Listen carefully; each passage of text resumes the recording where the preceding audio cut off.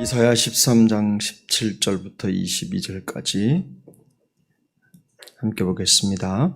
보라, 은을 돌아보지 아니하며 금을 기뻐하지 아니하는 메대 사람을 내가 충동하여 그들을 치게 하리니, 메대 사람이 활로 청년을 쏘아 죽이며 태의 열매를 긍휼히 여기지 아니하며 아이를 애석하게 보지 아니하리라.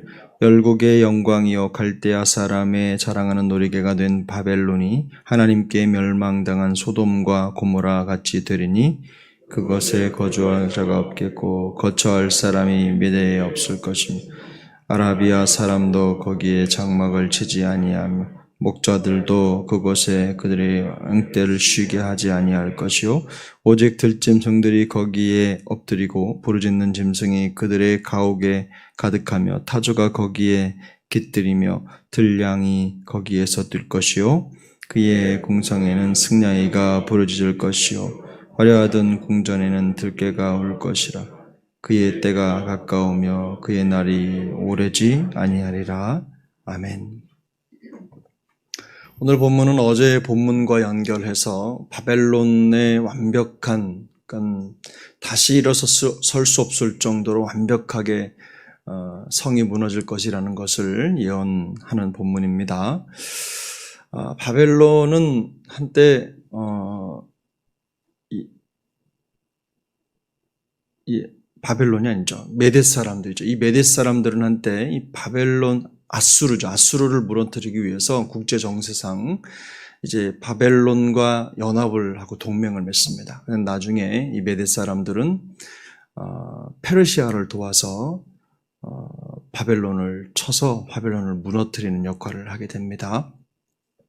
물론 세계 국제 정세 이 모든 상황들을 우리가 성경을 보면서 다 읽을 수는 없지만 단순하게 성경이 펼쳐지고 성경 속에 있는 이야기들이 성경만 따로 세상에서 독립해서 이루어진 것이 아니라 세상 돌아가는 환경 속에서 하나님의 말씀과 하나님의 역사가 함께 펼쳐지고 있다는 겁니다. 그래서 우리가 이 성경을 가만히 보시면 단순히 성경이 믿는 자들만의 역사다라고 말할 수 없습니다. 왜냐하면 세상 속에 모든 역사의 주관자가 하나님이시고 그 믿는 자나 믿지 않는 자가 속한 세상도 모두 다 하나님의 통치권 안에 있다는 것을 성경이 보여줍니다. 그래서 오늘 본문도 가만히 보면 17절을 보면 보라, 은을 돌아보지 아니하며 금을 기뻐하지 아니하는 메대 사람을 내가 충동하여 그들을 치게 하리니 라고 말씀합니다. 은을 돌아보지 아니하며 금을 기뻐하지 아니한다라는 것은 이 메대 사람들의 성정을 보여주는 건데요. 이들은 전쟁을 하고 또 다른 나라를 침략하는 목적이 돈이 아니라는 것을 말하는 거죠. 무엇입니까? 그들을 정복하는 데 궁극적인 목적을 가지고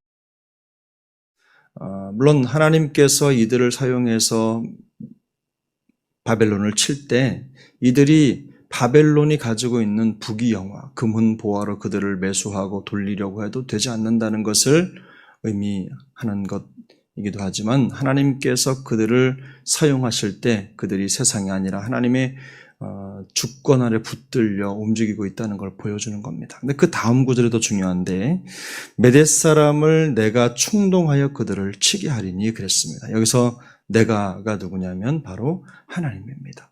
하나님께서 메대 사람을 충동해서 움직였다. 근데 결국 세계 정세로 볼 때는 메대라고 하는 나라가 바벨론을 쳤다로 역사에 기록되지만 그 모든 역사를 주관하시는 분은 누구십니까? 바로 우리 하나님이시라는 겁니다. 그래서 거대한 강국이 무너질 날이 어느 한순간에 온 게 아니라 하나님께서 그 나라를 향해 끊임없이 경고하시며 그들의 불신앙을 지적하시고 또 하나님이 그 과정에 깊이 개입하셔서 하나님의 뜻과 섭리의 여정을 이끌어 가신다는 걸 우리가 알 수 있습니다. 여러분, 우리가 여기 이런 바벨론이 무너지는 과정을 통해서 배울 수 있는 교훈이 여러 가지가 있습니다만은 그 중에도 그런 심판의 날이 한 번에 임하는 게 아니죠. 우리 믿는 자들과 믿지 않는 자들이 전국에 나뉘는 것도 그날까지 하나님이 아무것도 안 하시다가 기다렸다가 그날이 다가오면 탁 잘라서 믿는 자는 구원하고 믿지 않는 자는 버리는 그런 게 아닙니다. 하나님은 그날이 오기까지 끊임없이 믿지 않는 자들에게 그들의 불신앙을 경고하고 그들이 주께 돌아오기만을 간절히 원하시며 그들을 향해 끊임없이 일하십니다. 이 모든 과정의 끝에 주님 오시는 거죠. 이 경고가 있는 겁니다. 우리도 마찬가지죠. 우리가 누군가를 혼내고 훈육할 때도 경고가 계속 있습니다. 그렇게 하면 안 된다. 하지 말아라. 이런 경고가 계속 있고 그게 경고가 무시될 때 결국에는 하나님이 그 인내의 끝에 심판의 날을 주시는 것입니다. 또 우리가 신앙생활하면서도 이런 영적인 민감함이 필요합니다. 어느 한 날 일이 이루어지고 나서 그때 돌이키려고 하면 이미 때가 늦기 때문에 우리에게 주어진 모든 시간의 여정, 하나님의 음성, 그 세미한 음성을 듣는 영적인 민감함이 있어야 될 줄로 믿습니다. 19절에 보면 이 바벨론에 대한 멸망이 얼마나 심각한지를 또 처절한지를 보여주는데 하나님께서 소돔과 고모라를 멸하실 때 그 성과 같을 것이라고 말합니다. 언급할 때 아라비아 사람들이 언급되는데요. 이들은 유목민이죠. 그래서 그 땅을 지나면서 어느 곳에든 텐트를 치고 야영도 하면서 그들의 짐승들을 끌어서 풀도 먹이고 하는데 그들조차도 쉴 수 없는 땅이 된다는 겁니다. 바벨론이 완전히 완벽하게 무너진다는 것을 우리에게 보여주고 있는 것입니다. 그런데 이 놀라운 일들을 이루실 때 하나님께서 멸하신 소돔과 고모라라고 하는 이 표현을 통해서 이 강력한 메대를 움직이는 분이 하나님이시라는 것을 다시 한번 강조하고 있는 것입니다. 그래서 하나님은 이 메대 사람들과 같은 세상의 어떤 것도 하나님의 도구가 될 수 있다라는 걸 보여주면서 하나님이 그들을 통해서 하나님이 계획하신 목적과 또 모든 뜻을 이루어 성취해 가고 계시는 분이심을 성경이 보여주고 있는 것입니다.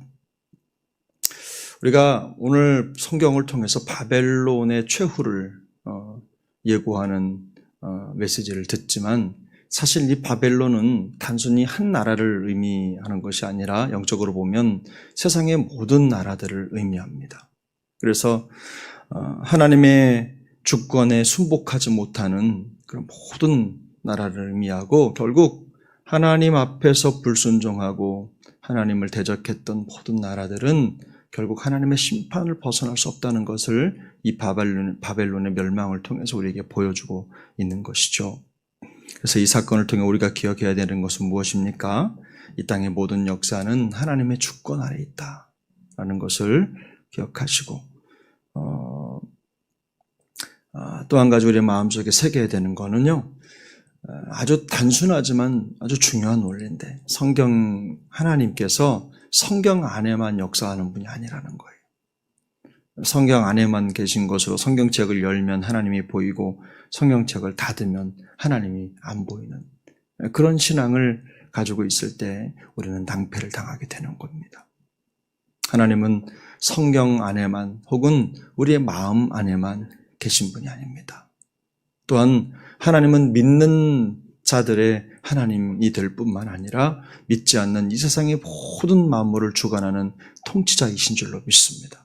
그래서 하나님은 이 땅을 이끌어 가시고 주관해 가시는 주체예요. 그래서 보면 시편 66편 7절을 보면 그가 그의 능력으로 영원히 다스리시며 그의 눈으로 나라들을 살피시나니 거역하는 자들은 교만하지 말지어다 라고 성경은 말씀합니다. 우리가 믿지 않는 자들을 향해서 불행하다고 말하는 이유가 바로 여기에 있어요. 그들은 부와 명예와 능력과 자기의 힘을 의지하고 그게 전부인 것처럼 살아가지만 하나님을 모르고 불신앙에 빠진 백성들의 종국은 바벨론에 무너진 같은 그런 최후를 맞이하게 된다는 것입니다. 우리가 그러므로 오늘 우리의 안전을 지키시고 인도하시는 살아계신 하나님 때문에 감사와 또 기쁨의 능력이 우리 안에 충만하길 바랍니다. 우리가 눈에 보고 들리는 것, 그것에 우리는 심취하고 빠져서 살아갈 때가 많죠. 눈에 보이고 들리고 또 만져지고 느껴지는 것, 그게 전부인 것처럼 살아갈 때가 많아요. 그래서 우리가 하나님을 생각하는 시간보다 세상을 생각하고 세상에 연결된 우리의 필요를 생각하며 살아가는 시간이 훨씬 더 많기 때문에 우리는 보이지 않는 곳에서 우리의 인생을 주관하시고 이끌어 가시는 하나님을 망각할 때가 많습니다. 믿음이 있다고 하더라도 믿음이 있고 하나님의 말씀을 부인하는 것 아닌데, 하나님을 부정하는 것 아닌데, 분명히 하나님을 믿는데도 하나님을 생각하고 또 하나님의 역사와 하나님의 주권과 하나님의 통치를 생각하는 시간보다 우리의 필요와 우리의 삶을 생각하고 또 거기에 심취해 살아가기 때문에 이런 하나님의 보이지 않는 역사를, 또 우리가 보지 못하고 듣지 못하고 느끼지 못하는 하나님의 이런 일하심을 놓칠 때가 많아요. 신앙이 없고 믿음이 없어서가 아니라 우리 감각적으로 하나님을 깨닫지 못하기 때문입니다. 그런데 우리의 느낌과 감각과는 상관없이 하나님은 이 세상 만물을 통치하는 분이세요. 주권자시죠. 전능자시죠. 통치자시죠.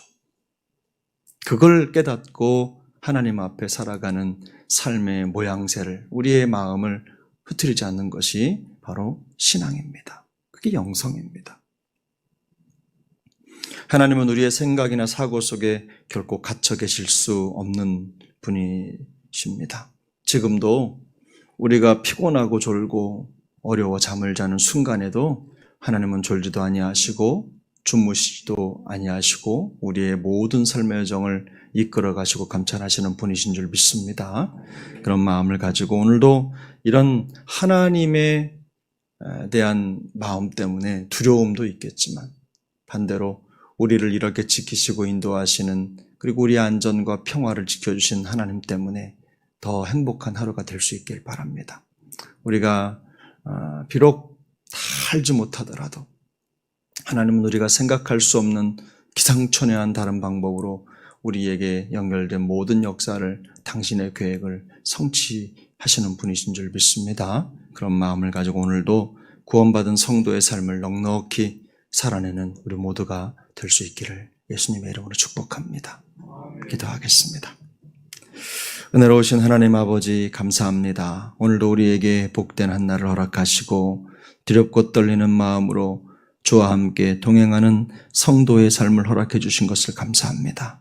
오늘도 우리 눈에 보이지 않더라도, 귀에 들리지 않더라도, 우리가 느낄 수 없더라도 하나님은 살아계시며 우리의 삶의 통치자가 되시며 우리의 모든 세상 역사를 주관하시는 주권자이심을 고백하는 믿음의 여정이 되게 하여 주옵소서. 오늘도 우리 주님이 지켜주신 그 은혜 때문에, 안정과 평안 때문에 하나님 구원받은 성도의 삶을 넉넉히 살아낼 힘과 용기를 얻는 우리 모두가 되도록 은혜를 베풀어 주옵소서. 예수님의 이름으로 기도하옵나이다. 아멘. 하늘에 계신 우리 아버지여, 이름이 거룩히 여김을 받으시오며 나라가 임하시오며 뜻이 하늘에서 이루어진 것 같이 땅에서도 이루어지이다.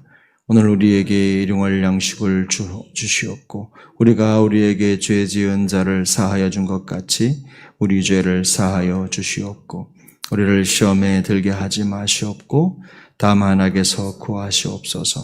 나라와 권세와 영광이 아버지께 영원히 있사옵나이다. 아멘.